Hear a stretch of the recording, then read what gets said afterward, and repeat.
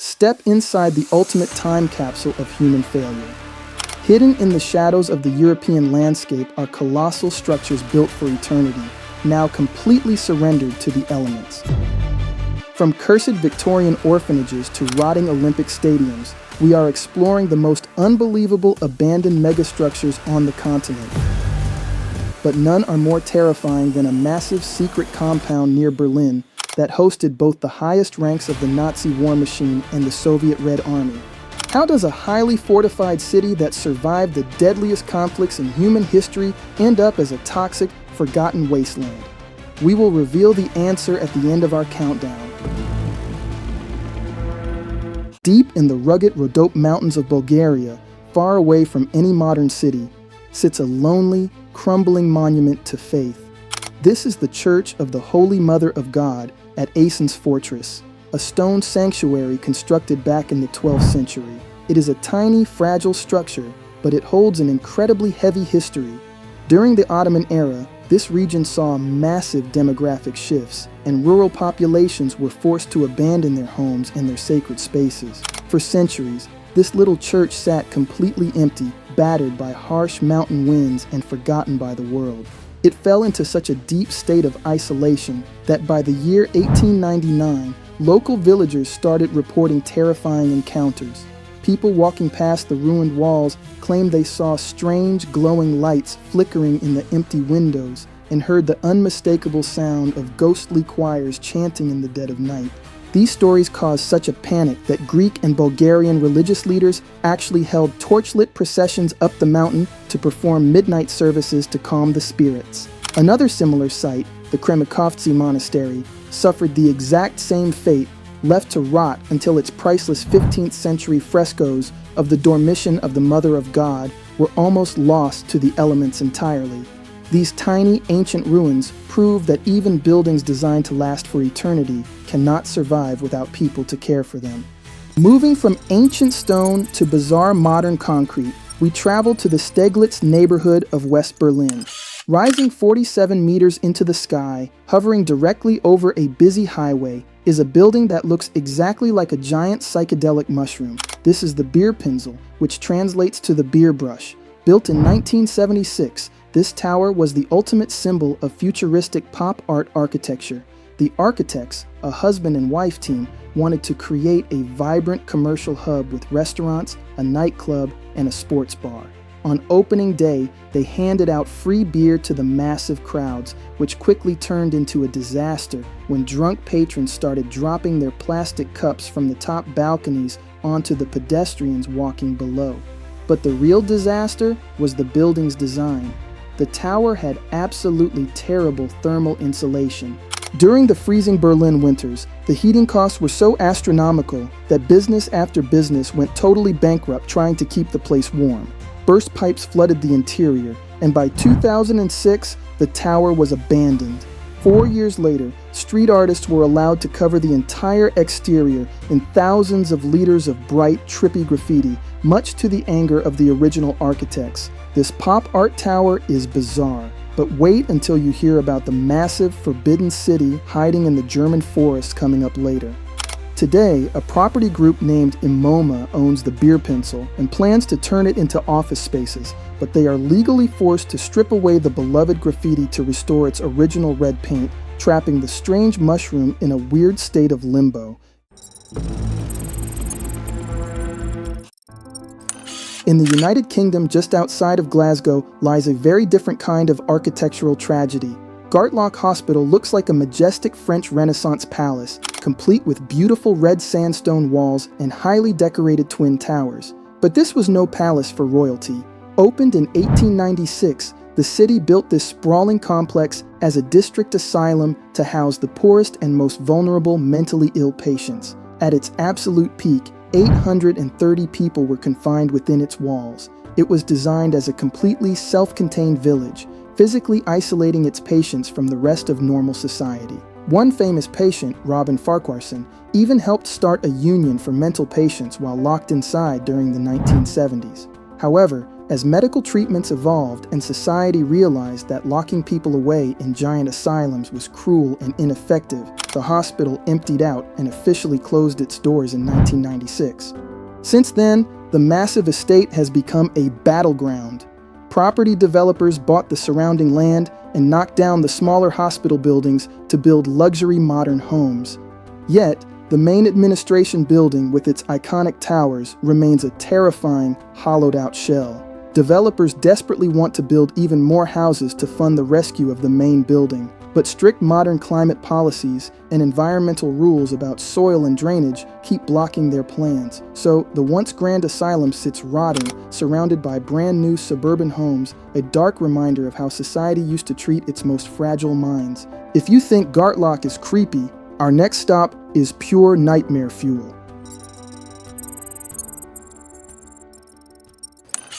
Welcome to Newsham Park Hospital in Liverpool, a colossal Victorian structure covering 99,000 square feet.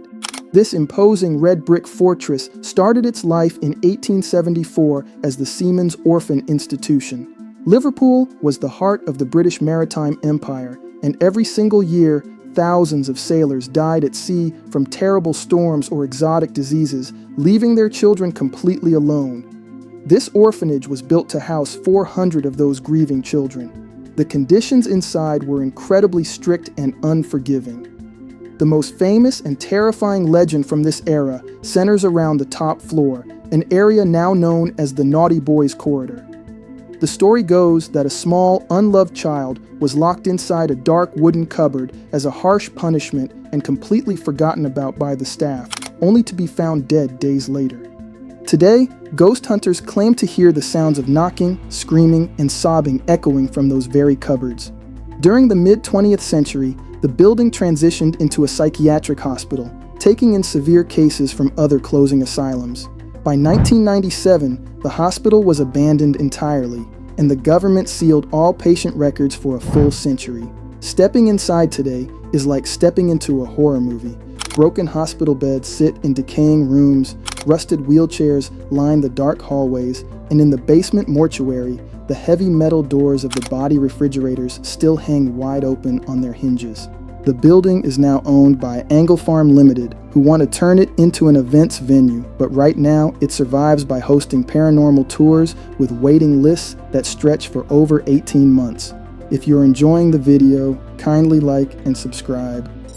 Our next abandoned giant takes us away from haunted hospitals and into the fierce competitive world of international sports. In the heart of Rome stands the Flaminio Stadium, an absolute masterpiece of 20th century engineering. Designed by the legendary architect Pier Luigi Nervi for the 1960 Olympic Games, this stadium was a marvel of raw, exposed concrete. Nervi used highly experimental, undulating slabs of thin concrete to create a gorgeous canopy over the grandstands. It was built to hold 50,000 screaming fans and hosted massive football matches and international rugby tournaments for decades. But underneath the stands, the complex was a bustling city of sports, featuring a 25-meter swimming pool, fencing halls, and boxing rings. Unfortunately, as the decades passed, the experimental concrete began to fail. The harsh weather and years of deferred maintenance caused the delicate structures to crack and rot. Modern sports teams demanded massive VIP lounges, giant parking lots, and heavy roofs, none of which this fragile stadium could support. By 2011, the stadium was totally abandoned, left to be swallowed by overgrown weeds and graffiti. Today, the Italian football club SS Lazio is pushing a massive €480 million rescue plan. They want to completely rebuild the inside, bringing the capacity back to over 50,000 seats, while adding 57,000 square meters of special sound-absorbing materials to keep the noise away from the neighbors. But saving this concrete dinosaur is proving to be a legal nightmare, as heritage groups fight to protect Nervi's original, crumbling vision from being destroyed by modern commercial greed. A rotting stadium is sad, but just wait until you see the colossal, abandoned military empire we saved for the very end. Before we get there, we must travel to the sun-baked Mediterranean island of Malta. Stretching across 450,000 square meters of prime, beautiful coastline is the White Rocks Complex. Built in the 1960s by the British military, this massive compound was originally known as the St. Patrick's Officers' Married Quarters. It was a high-quality, self-contained neighborhood with 4-bedroom houses, central heating, and private garages for military families. When the British military finally left Malta in 1979, the government transformed the barracks into a holiday resort, mostly housing foreign students learning English. But by 1995, the tourists stopped coming, and the site was completely abandoned. Over the last 30 years, the ocean winds have ripped the doors and windows off the hinges. The buildings are totally gutted. However, this decay gave birth to something beautiful. White Rocks has become a legendary open-air art gallery for urban explorers and graffiti artists. Huge, incredibly detailed murals cover the walls, including a massive painting of the Monopoly Man riding in a cart pulled by oxen that stretches 3 stories high. For decades, greedy developers tried to buy the land to build 7-star luxury hotels, but they always fought with the government over the price. Finally, in late 2025, the Prime Minister declared that the land would never be sold to developers. Instead, the ruins will be cleared, and the entire coast will be returned to the public as a massive national ecological park, proving that sometimes nature wins in the end. Before we reveal our final, most massive abandoned city, we have to mention a wild card that defies all logic. High up on a freezing remote mountain peak in Bulgaria sits the Buzluja Monument. It looks exactly like a massive concrete flying saucer that crashed into the earth. Built in 1981 by the communist regime, this brutalist UFO was designed to honor the socialist movement. It required thousands of volunteers and army units to construct the 70-meter-tall tower in the massive central hall, which could hold 5,000 people under a ceiling covered in millions of tiny mosaic tiles depicting socialist heroes. When the regime fell in 1989, the doors were locked, the roof caved in, and the freezing snow destroyed the incredible artwork inside. It remains one of the most haunting and surreal abandoned structures anywhere on the planet. Finally, we arrive at the absolute king of abandoned places. Just a 40-minute drive south of Berlin lies Wunsdorf-Waldstadt, a site so secretive it was erased from civilian maps. This massive 60,000-acre compound in the dense pine forests has hosted the darkest military forces in modern history. During the Second World War, the Nazis turned it into the supreme nerve center for their war machine.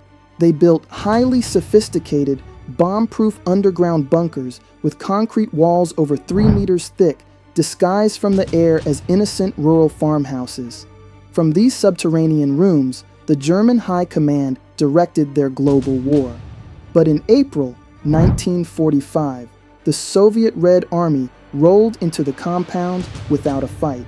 For the next 50 years, the Soviets transformed this forest into their absolute high command for all forces in East Germany. The locals called it the Forbidden City, or Little Moscow. East German civilians were strictly banned from coming anywhere near the perimeter. Inside the fences, it was a thriving, self-contained universe for 75,000 Soviet men, women, and children. They built their own massive supermarkets, schools, a grand theater, an Olympic-sized swimming pool, and even ran a daily direct train straight to Moscow. But when the Soviet Union collapsed, the order came to abandon everything. In 1994, the last train rolled out and the city was left to die. The retreating army left behind thousands of tons of toxic chemicals, live ammunition, and 45,000 cubic meters of garbage. Today, exploring the Forbidden City is a surreal experience. You can walk through the rotting Grand Theater where the curtains are still drawn, or wander the empty swimming pool devoid of water. Deep in the woods, a lonely, decaying statue of Vladimir Lenin still stares out over the crumbling officer's house. It is a terrifyingly quiet monument to the rise and fall of empires, slowly being eaten alive by the very forest they tried to conquer.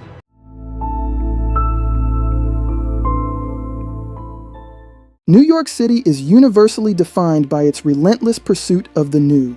It is a metropolis of perpetual construction, a grid of endless development where the past is routinely demolished to make way for the future.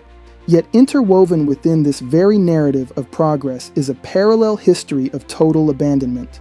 Across the 5 boroughs, massive architectural and industrial relics have slipped through the cracks of development. These forgotten sites range from Gothic Revival hospitals to massive psychiatric campuses and rusting maritime graveyards. They serve as physical manifestations of shifting social, medical, and economic paradigms. Today, we are embarking on a comprehensive exploration of 5 of the most restricted, hazardous, and monumental ruins in New York. We will uncover the hidden histories, the architectural marvels, and the obscure, little-known facts that define these forgotten monoliths. Our goal is to answer one fundamental question: why does a city so obsessed with the future leave so much of its own history to rot? Our journey begins in the turbulent waters of the East River at the southernmost tip of Roosevelt Island. Here stands the Smallpox Hospital, an imposing, ivy-covered ruin that is a premier example of 19th century institutional architecture. Designed by the esteemed self-trained architect James Renwick Jr., the hospital opened its doors in 1856 when the land was still known as Blackwell's Island. Renwick, a master of the Gothic Revival style, is also famously known for designing St. Patrick's Cathedral and the Smithsonian Institution. For this hospital, he utilized locally quarried gray gneiss, a rough stone material that lent the structure a remarkably somber and monumental quality. But the construction of this facility holds a dark and obscure secret. The heavy stone processing and the physical erection of the building were carried out using chain gang prison labor from the nearby, notoriously overcrowded Blackwell Penitentiary.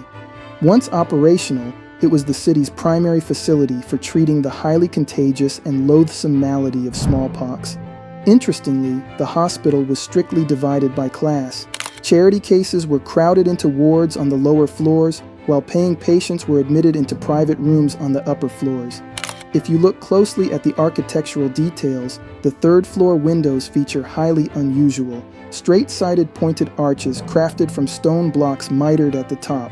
By 1875, the Board of Health assumed control, and the building was converted into a residence for student nurses, operating as the maternity and charity hospital training school. As public health advanced and clinical operations relocated to Queens, the building was eventually abandoned in the mid-20th century. Today, it holds a unique title. It is the only ruin in New York City to be designated as an official landmark and listed on the National Register of Historic Places. The structural degradation became so severe over the decades that the city recently spent approximately $4.5 million just to reinforce the crumbling granite veneer and load-bearing rubble masonry. Traveling further out to the border of Long Island and New York City, we confront a sprawling monument to medical hubris, the Kings Park Psychiatric Center.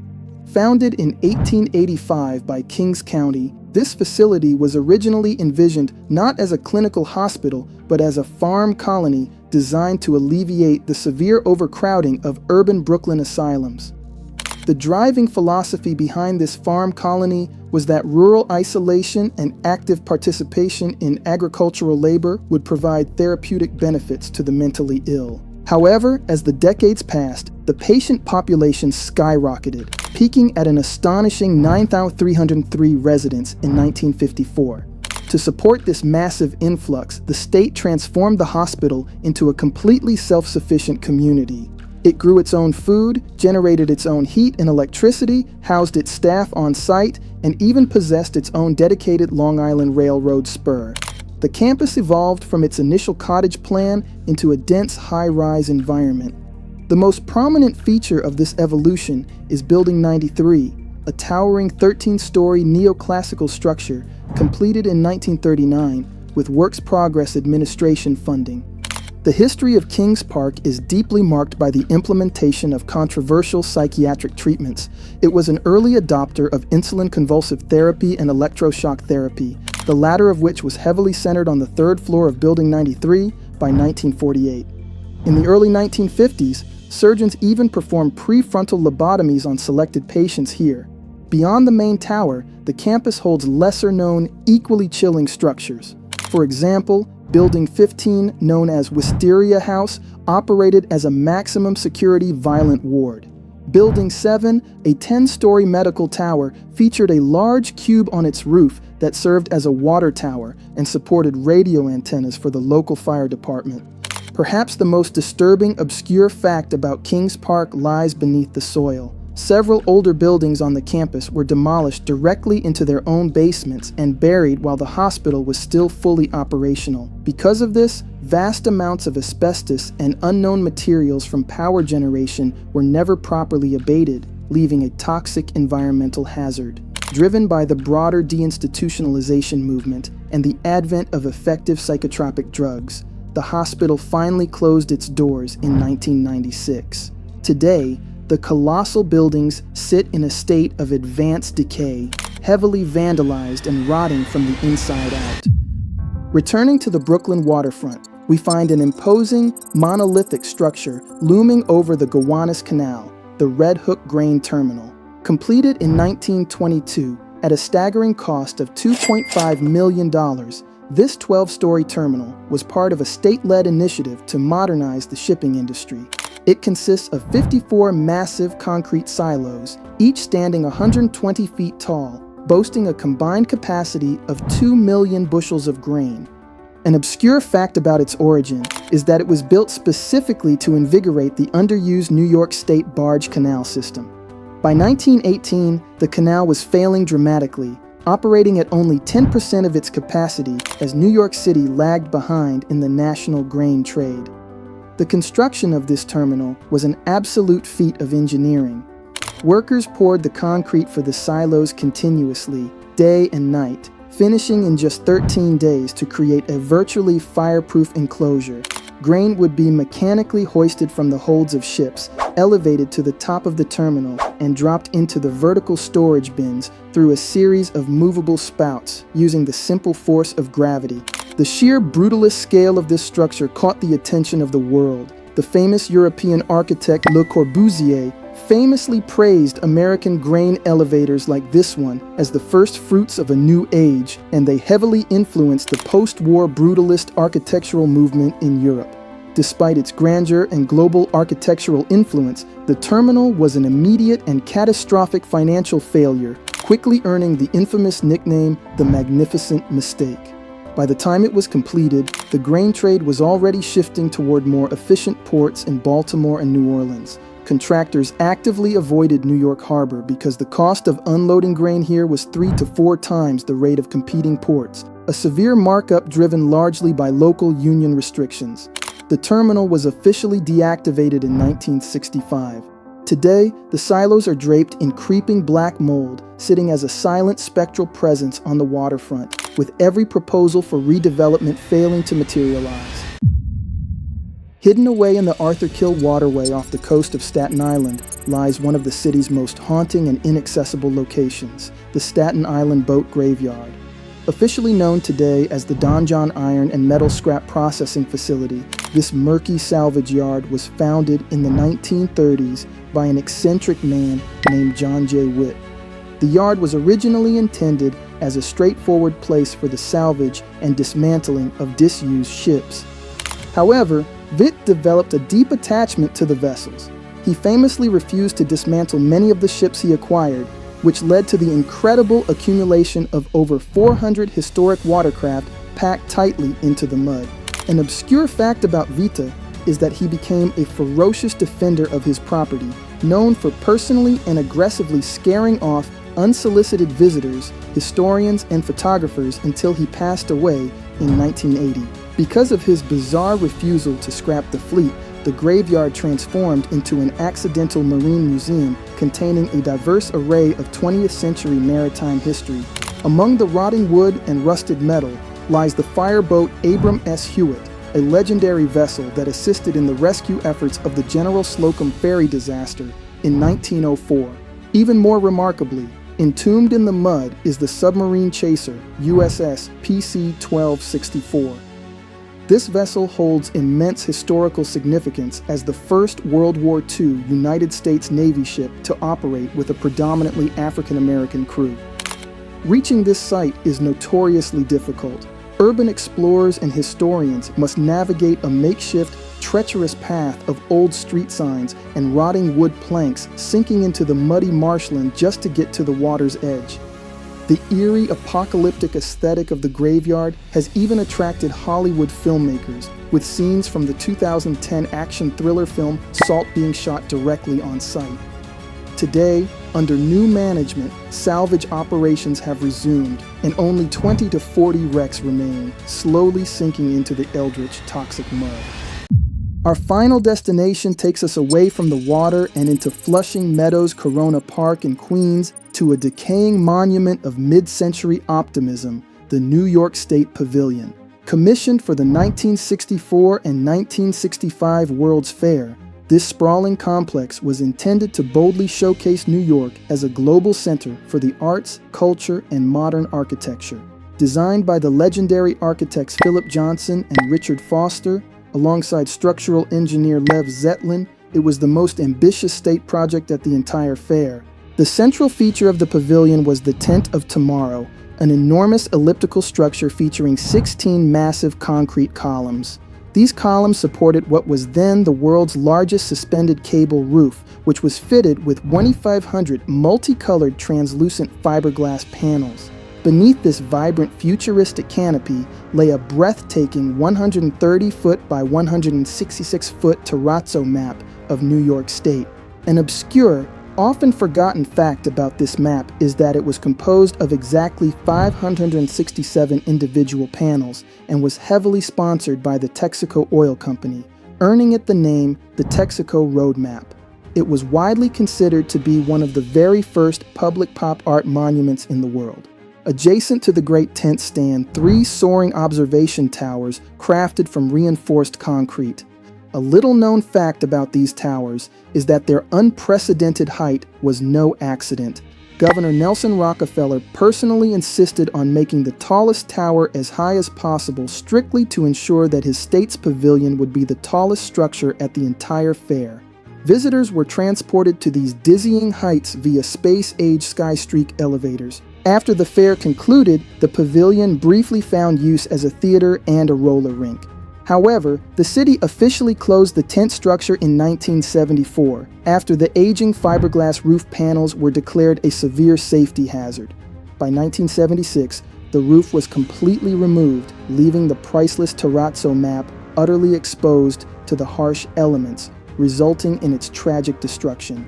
Recently, recognizing its status as a historic icon, the city completed the first phase of a $24 million stabilization project in 2023 to repair the concrete and replace the massive suspension cables.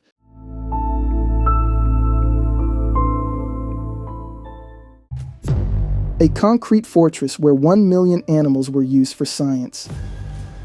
This 9-story brutalist monolith was a biological stronghold designed with thick concrete walls and protruding ventilation pipes to isolate high-security research from the outside world. A hill made of 400,000 destroyed buildings, this artificial peak was created from 26 million cubic meters of rubble to bury an unfinished military college that was too strong for the Allies to destroy. A silver giant that cost more than any library in the country, this 313-meter-long aluminum structure cost nearly 1 billion marks to build, making it the most expensive project in its territory's history at the time of its opening.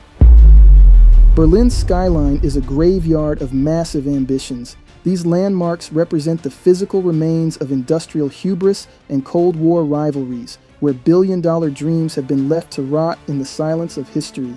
We are exploring the most massive abandoned sites in Germany, starting with a haunted forest and ending with a megastructure that changed history. Our journey begins in the quiet district of Lichterfelde, where we find a building that looks like it was ripped straight out of a science fiction movie. This is the Research Institute for Experimental Medicine, but to the people of Berlin, it is known as the Mäusebunker, or the Mouse Bunker. Completed in 1981 after 10 long years of construction, this concrete giant is one of the most famous examples of brutalist architecture in the world. The design came from architects Gerd and Magdalena Henske, and it was built for a very specific and controversial purpose: high-security animal testing. When you look at the mouse bunker, you see massive concrete walls that lean inward and blue ventilation pipes that look like the cannons of a battleship. These pipes were not for show. Because the work inside involved dangerous pathogens and sensitive experiments, the building had to be a biological fortress. It was designed to be completely sealed off from the outside world. Inside this 16,000 square meter structure, there were 9 floors packed with technology. At its peak, it could hold 45,000 mice and 20,000 rats, along with rabbits, pigs, and sheep. The building cost nearly 126 million Deutsche Marks to finish, which was a massive jump from the initial 4 million mark estimate. This was because the project faced constant protests from animal rights activists and local residents who hated its monstrous appearance. After the labs finally closed in 2020, the building was almost torn down, but preservationists fought back, arguing that the concrete alone holds over 12,000 tons of carbon dioxide. Tearing it down would be an environmental disaster. In 2023, it was finally named a protected monument, and today there are plans to turn it into a cultural space or an experimental research center. Here is a fact that not many people know about the mouse bunker. The building was so technically advanced that 50% of its entire structure is taken up by internal ventilation and supply systems. It was essentially a living machine designed to breathe for the thousands of animals inside while keeping the outside world safe from whatever was happening in the labs. Next, we travel to the Grunewald forest to climb a mountain that should not even exist. Teufelsberg, or Devil's Mountain, stands 120 meters above the sea, but this is not a work of nature. It is an artificial hill made from 26 million cubic meters of rubble. This is the debris of 400,000 buildings destroyed during the air raids of World War II. Underneath all this dirt and stone lies a secret Nazi military college that was so thick and strong that the Allies could not blow it up, so they chose to bury it instead. In the early 1960s, the American and British military realized that this high point was the perfect place to build a spy station.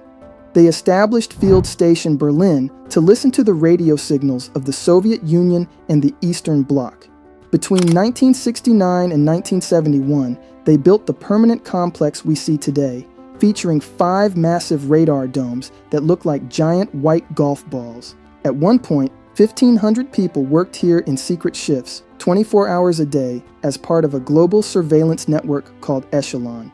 When the Cold War ended, the spies left, and the site was sold to private investors for 5.2 million Deutsche Marks. They wanted to build luxury lofts and even a spy museum, but the project failed, and the mountain was abandoned to vandals and nature. Today, it has a second life as one of the largest street art galleries in Europe. Artists from all over the world come here to paint the decaying concrete walls. You can hike 30 minutes uphill to visit, pay your €10 entry fee, and explore the towers that once held the ears of the West. Here is a fact that you will not find in most guidebooks about Teufelsberg. In 2007, the famous Hollywood director David Lynch tried to buy the mountain. He wanted to build a university for transcendental meditation on the summit. He even brought a guru who wore a gold crown to a meeting in Berlin. The project caused a massive scandal because the guru talked about making Germany invincible, which reminded people of a very dark time in history. The city eventually blocked the plan. If you are enjoying this trip through the lost places of Berlin, kindly like and subscribe to join our community of explorers. It helps us find more forgotten stories like these. Leaving the forest behind, we head east to the town of Rudersdorf. Here stands the Rudersdorf Chemical Factory, a colossal industrial ruin that has seen the rise and fall of multiple empires. It started in 1899 as a cement factory, taking advantage of the limestone quarries nearby. But in 1939, the Nazi government took over the plant. They needed aluminum for their warplanes, and this factory was converted to produce synthetic bauxite. About 95% of the massive buildings you see today were built during this intense period between 1940 and 1942. After World War II, the Soviet Union took almost everything that was not bolted to the floor and sent it east. But the factory was eventually rebuilt by the East German government. They invested huge sums of money to turn it into a phosphate plant that produced fertilizer for the entire Eastern Bloc. They built 2 rotary kilns that were 100 meters tall, making it one of the most productive sites in the country. When Germany was reunited in 1999, the factory could no longer compete with modern industry, and it was shut down forever.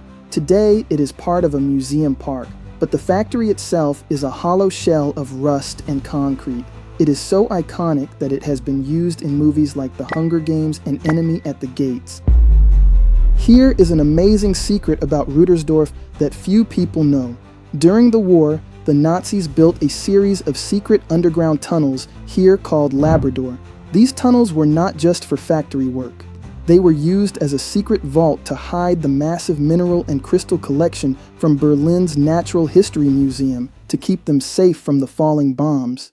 Now, we head north of Berlin to a place that feels like it is stuck in a dream. Heilstätte Grabossee was founded in 1896 as the first lung sanatorium in northern Germany. Back then, tuberculosis was a death sentence, and the Red Cross wanted to see if the fresh air of the Brandenburg pine forest could cure the sick. It was an experiment that worked. The hospital grew from a few wooden barracks into a massive 32-hectare campus with over 30 buildings. During the First World War, the site was turned into a military hospital that housed prisoners of war from Russia, France, and England. By the mid-1930s, it could hold over 400 patients. But history changed again in 1945 when the Soviet army arrived. They seized the hospital and used it as a military clinic for 50 years. When the Russians finally left in the mid-1990s, the site was abandoned. Today, the buildings are in terrible shape, with roofs collapsing and floors rotting away. A group called Kids Globe is trying to save the site, and there are plans for a €30 million redevelopment to build apartments. For now, it remains a hauntingly beautiful ruins that served as the set for the movie The Monuments Men. There is a very strange feature of Grabossee that most visitors miss. Because the site was so far from any town, it had to be totally self-sufficient. It had its own underground electric meal train. The food was cooked in a central kitchen and then sent through tunnels on a small electric railway to the patient wards. They even had a secret coffin elevator at the back of the buildings. This was used to discreetly move the dead to the chapel so that the living patients would not have to see their fallen friends and lose hope. Finally, we reached the biggest and most expensive landmark in our story, the Internationals Congress Centrum, or ICC Berlin. This silver giant is over 300 meters long and looks like a spaceship has landed in the middle of a highway. When it opened in 1979, it was the most expensive building ever constructed in West Germany, costing nearly 1 billion Deutsche Marks. It was built as a symbol of power. West Berlin was an island behind the Iron Curtain, and the government wanted to show the Soviets that the West had the most advanced technology on Earth. The inside of the ICC is like a maze of 1970s futurism. The architects, Ursulina Schuler-Witte and Ralph Schuler, designed the entrance to look like a giant human brain. They used red and blue neon lights to represent veins and arteries, and they called the visitors the brain cells that moved through the building. It has 80 halls and could hold 20,000 people at once. For years, it won awards as the best convention center in the world. But in 2014, it was closed because the cost of maintaining it was too high.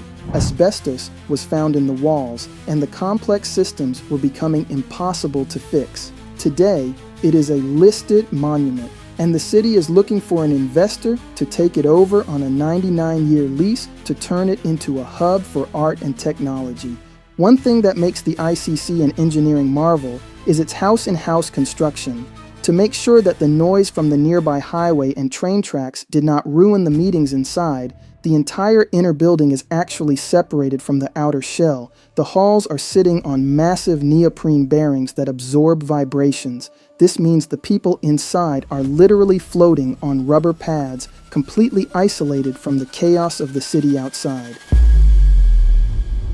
Berlin is a city that never stops changing, and these 5 ruins show us what happens when our biggest dreams are left behind. Which of these abandoned places would you want to visit first? Would you hike the Spy Mountain of Teufelsberg or walk through the floating halls of the ICC? Let us know your thoughts in the comments. If you want to see more deep dives into the world's most incredible structures, make sure to like and subscribe. Thanks for watching, and we will see you at the next ruin.